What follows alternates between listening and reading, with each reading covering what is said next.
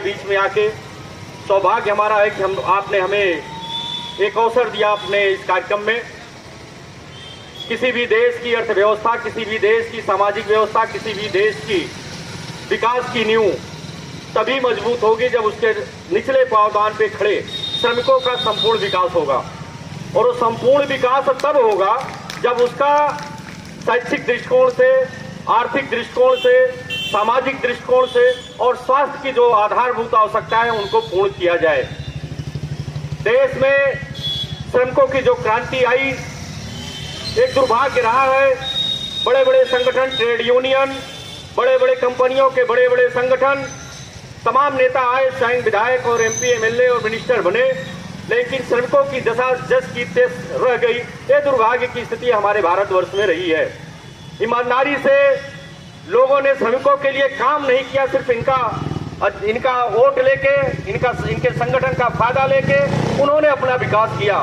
आज बड़े खुशी की बात है कि हमारे जनपद से श्रमिकों के विकास के लिए, श्रमिकों के संगठन के लिए ये जो संगठन बना है, राष्ट्रीय संगठन बना है, हम लोग सौभाग्यशाली हैं कि इसकी उत्पत्ति इस कबीर, बुद्ध और राम की धरती से जो ये शुरू हो रही है, ये आगे चल के दुनिया के क्षितिज से जाएगी।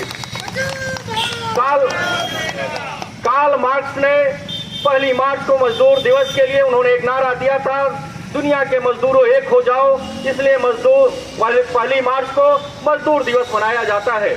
लेकिन उस मजदूर दिवस में केवल खाना पूर्ति होती है। सरकार की बहुत सारी योजनाएं हैं। श्रम विभाग एक बना हुआ है जो श्रमिकों के समस्त हितों की सुरक्षा के लिए, उन्हें शैक्षिक और आर्थिक समृद्धि के लिए, उन्हें स्वास्थ्य के लिए तमाम योजनाओं का शुभारंभ सरकार के द्वारा किया जाता है। लेकिन सच में क्या वो चीजें धरती तक, श्रमिकों तक आ पाती है? अगर हम पूछेंगे तो उसका जवाब यही होगा, बहुत कम आ पाती है, संपूर्ण रूप से जा नहीं पाती। लेकिन जो नीति निर्धारण किया गया है सरकारों के द्वारा, हमें लगता है वही कम है। श्रमिकों के साथ गरीब के नाम पे अमीरों की जहां लाखों करोड़ रुपए कर्जे एनपीए कर दिया जो रहता है उसे माफ कर दिया जाता है। मुझे लगता है कि एक बड़े उद्योगपति के कर्जे को जितना माफ किया जाता है, अगर श्रमिकों के हित के लिए उतने पैसे दे दिया जाए तो श्रमिकों की आर्थिक स्थिति सुधर जाएगी।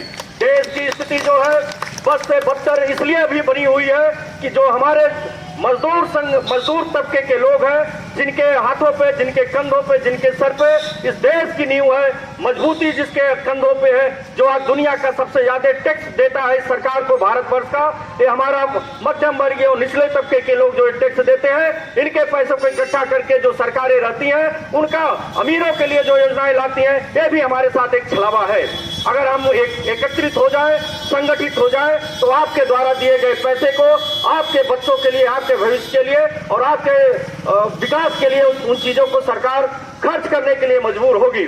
आज हमको लगता है शैक्षिक दृष्टिकोण से जो आज मजदूर है, नरेगा मजदूरी एक चलाई गई है, न मजदूरों को पूर्ण रूप से जो मिनिमम वेजेज है उसके बराबर जिसमें उनका जीविकोपार्जन हो जाए, उसमें भी अगर कमी है तो उनको पूर्ण रूप से महीने में जितने दिन रोजगार चाहिए वो रोजगार भी सरकारें नहीं दे पा रही हैं। इसकी भी बहुत चिंता की विषय है, इसको भी पूरा करना चाहिए। और हमारे दृष्टिकोण से जो हम समझ पाए, आज तक हम भी गरीबों के बीच में रहते हैं, गांव से हम भी संबंधित हैं। इन परिवारों को सबसे मेन जो राष्ट्रीय अध्यक्ष जी, जो सबसे ज्यादा जरूरत है, इनके बच्चों को शिक्षा और इनको उत्तम स्वास्थ्य की जो जरूरत है, आज सरकार के द्वारा जो स्वास्थ्य की स्कीमें चलाई जाती हैं, चाहे श्रम विभाग हो, चाहे जो अन्य भी स्कीमें हैं, उसमें बहुत सारे गोलमाल होते हैं। सबके आयुष्मान कार्ड नहीं बन पाए हैं। बहुत सारे यहाँ पे लोग होंगे, गरीब बहुत हैं, इनके आयुष्मान कार्ड नहीं है, लेकिन अमीरों के आयुष्मान कार्ड बन गए हैं जिनके पास पैसे हैं।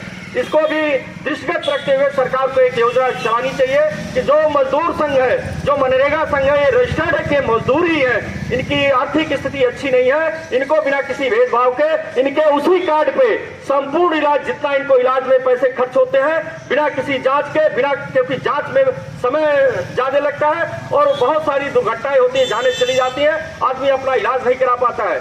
बिना किसी जांच के उस कार्ड पर इनको इतनी राहत दी जाए कि देश के किसी भी अस्पताल में इनका जो इलाज हो उसका खर्च सरकार वहन करे। और जब इनके बच्चे आईआईटी, चाहे वो इंजीनियरिंग, चाहे वो जिस भी शिक्षा क्षेत्र में जाए, इनकी फीसें माफ की जाए। अगर वो मजदूर जिस बच्चे का बाप मजदूर है और उसके पास नरेगा का कार्ड है, उसके बच्चे की सारी जितनी भी शिक्षा की शुल्क है उसको माफ की जाए, और जिसके बच्चे टैलेंट के आधार पे आगे जाते हैं उनको देश के बड़े से बड़े कोचिंग संस्थाओं में मजदूर के बच्चों को भी आगे लाया जाए।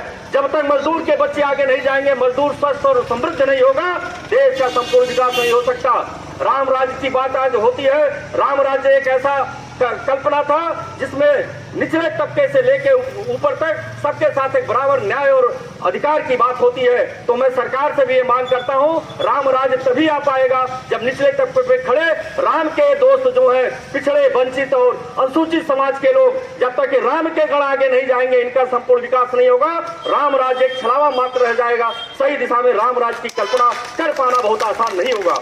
आप लोग संगठित होकर जो एक कार्यक्रम कर रहे हैं, आज जिले का आप लोगों का रैली है, गढ़ो संगठन बढ़ो संगठन, ये 1 तारीख को लखनऊ में बड़ी तादाद में हम आप लोगों का आह्वान करते हैं। हम भी भाई साहब चलेंगे। बड़ी तादाद तो वहां लगना चाहिए कि देश में मजदूरों की स्थिति अपनी अधिकार मांगने के लिए एकजुट हो गई है, और जिस दिन विश्वास मानिए एक हो जाएंगे आप, जाति धर्म से ऊपर उठ के अपने अधिकार की मांग संगठित होकर करने लगेंगे। धरती के किसी भी सरकार की, देश के किसी भी सरकार की हैसियत नहीं है जो आपकी मांग मांगने के लिए मजबूर ना हो जाए। तो आपसे बस एक अनुरोध करते हुए, इस संगठन को मजबूती प्रदान करते हुए और निष्पक्ष भाव से राष्ट्र हित की सेवा मन में रखते हुए, देश हित की सेवा मन में रखते हुए एकजुट होकर अपने मांग भी करिए और राष्ट्र सेवा में अपना योगदान भी दीजिए। इसी शब्दों के साथ सभी आगंतुकों का, सभी अपने संगठन के व्यक्तियों का स्वागत अभिनंदन इस वादे के साथ करते हुए, जहां भी जरूरत पड़ेगी एक फोन आप करेंगे, ये आपका भाई जहां भी रहेगा निस्वार्थ भाव से आपके साथ कंधे से कंधा मिला के संघर्ष करने का काम करेगा। इन्हीं शब्दों के साथ आप लोगों का स्वागत अभिनंदन करते हुए अपनी वाणी को विराम देते हैं। अखिल भारत रहेगा। बहुत बहुत धन्यवाद।